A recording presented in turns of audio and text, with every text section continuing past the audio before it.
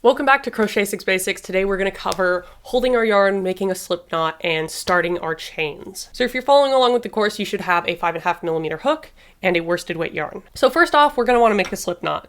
The way I do this is I hold my the tail of my yarn, which is this end where the yarn ends, in my non-dominant hand, and the working yarn, which is the yarn connected to my yarn ball, in my dominant hand.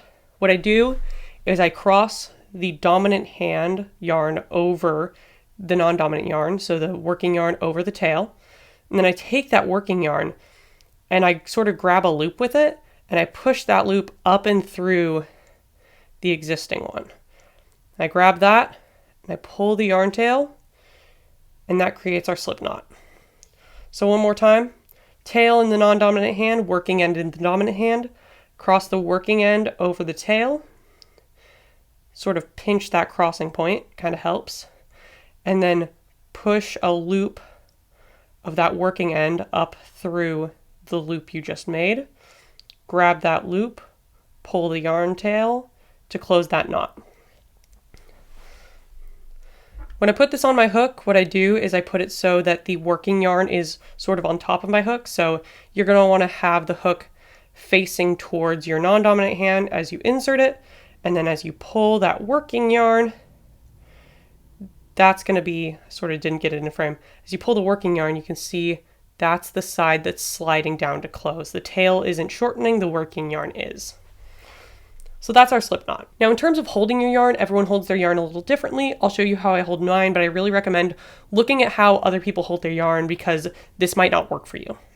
So what I do is it goes over my pinky, under all three of these fingers, and then over top of my index finger, and then I'm able to hold whatever I'm working on with my thumb and my middle finger. The reason I do this is I like having these two points of contact, one down here and one up here. This one sort of serves to allow more yarn in as I use it, whereas this one up here serves to have finer control of tension while I'm actually making the stitches.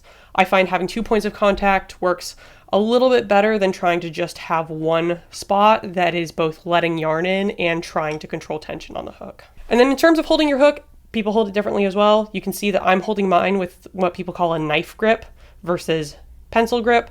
I've just been doing this for so long, it's natural, but some people find this more intuitive. Again, this is all relative, whatever works for you, and you're gonna change things as you crochet. So in terms of actually making your chain, you're gonna want to start by holding your yarn in your non-dominant hand and your hook in your dominant hand.